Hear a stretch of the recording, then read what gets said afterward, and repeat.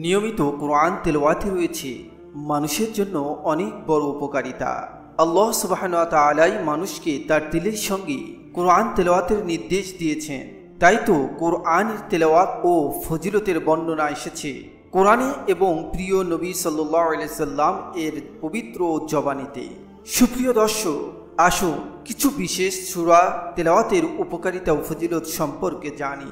প্রথমেই আলোচনা করব সূরা কাহফের ফজিলত সম্পর্কে। হযরত আবু দারদা রাদিয়াল্লাহু তাআলা আনহু থেকে বর্ণিত, রাসূল আকরাম সাল্লাল্লাহু আলাইহি সাল্লাম বলেন, যে ব্যক্তি সূরা কাহফের প্রথম 10টি আয়াত মুখস্থ করবে সে দাজ্জালের অনিষ্ট থেকে মুক্ত থাকবে। মুসলিম, আবু দাউদ। আল্লামা তিবি রহমাতুল্লাহ আলাইহি বলেন, যেভাবে আসহাবে কাফ জালেম বাদশাহের জুলুম থেকে নিষ্কৃতি পেয়েছেন, ঠিক তদ্রূপ আল্লাহ সুবহানাহু ওয়া তাআলা সূরা কাহফের প্রথম 10 আয়াতের তেলাওয়াতকারীকেও যে কোনো জালিমের জুলুম থেকে রক্ষা করবে।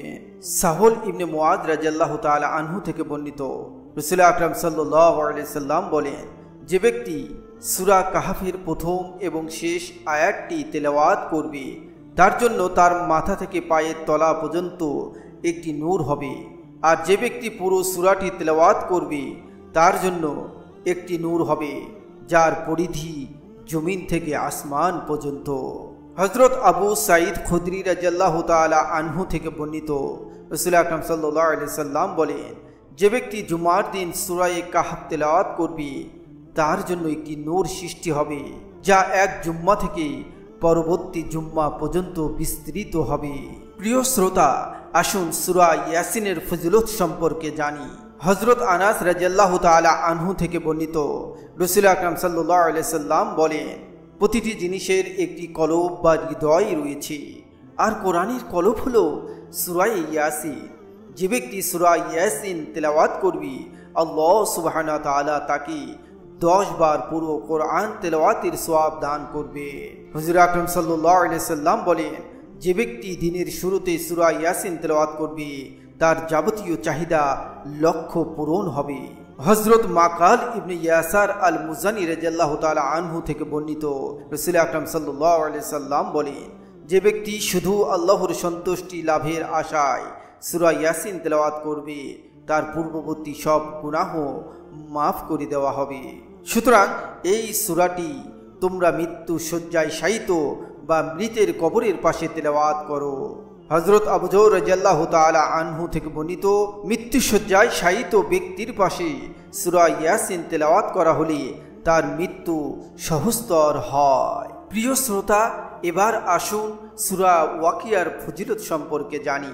হযরত আব্দুল্লাহ ইবনে মাসউদ রাদিয়াল্লাহু তাআলা আনহু থেকে বর্ণিত, রাসূল আকরাম সাল্লাল্লাহু আলাইহি সাল্লাম বলেন, যে ব্যক্তি প্রতি রাত্রি সূরা ওয়াকিয়া তেলাওয়াত করবে তার ঘরে কখনো অভাব অনটন আসবে না। হযরত মাসউদ রাদিয়াল্লাহু তাআলা আনহু তার মেয়েদের প্রতি রাত্রে সূরা ওয়াকিয়া তেলাওয়াত করার হুকুম করতে। যখন ইবনে মাসউদ রাদিয়াল্লাহু তাআলা আনহু মৃত্যু রোগে আক্রান্ত, তখন হযরত উসমান রাদিয়াল্লাহু তাআলা আনহু তাকে দেখতে যান এবং জিজ্ঞেস করেন, আপনার কোনো কষ্ট আছে কি? ইবনে মাসউদ রাদিয়াল্লাহু তাআলা আনহু বলেন, গুনাহের কষ্ট আছে। উসমান রাদিয়াল্লাহু তাআলা আনহু জিজ্ঞেস করেন, আপনার চাহিদা কি? ইবনে মাসউদ রাদিয়াল্লাহু তাআলা আনহু বলেন, আল্লাহর রহমত।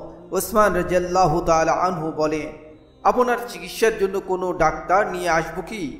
ইবনে মাসউদ রাদিয়াল্লাহু তাআলা আনহু বলেন, ডাক্তারই তো আমাকে রোগ দিয়েছেন, উদ্দেশ্য আল্লাহ সুবহানাহু ওয়া তাআলার দিকে।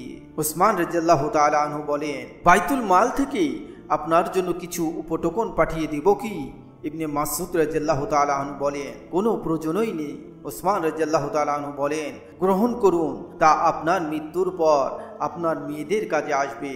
ইবনে মাসউদ রাদিয়াল্লাহু তাআলা আনহু বলেন, আমার মেয়েদের অভাবের শিকার হওয়ার ভয় আপনার হলেও আমার নেই, কারণ আমি মেয়েদের প্রতি রাত্রে সূরা ওয়াকিয়া পাঠ করার তাগিদ দিয়েছি। যেহেতু রাসূল আকরাম সাল্লাল্লাহু আলাইহি সাল্লামকে আমি বলতে শুনেছি, যে ব্যক্তি প্রতি রাত্রে সূরা ওয়াকিয়া পাঠ করবে সে কখনো অভাবগ্রস্ত হবে না। আল্লাহ সুবহানাহু ওয়া তাআলা কুরআনুল কারীমের এই ফজিলত জেনে আমাকে আপনাকে উক্ত সূরাগুলো প্রতিনিয়ত পাঠ করার তৌফিক দান করুন এবং এই গুনাহগারকে আপনারাও আপনাদের দোয়ার মধ্যে শামিল করবেন। আমিন।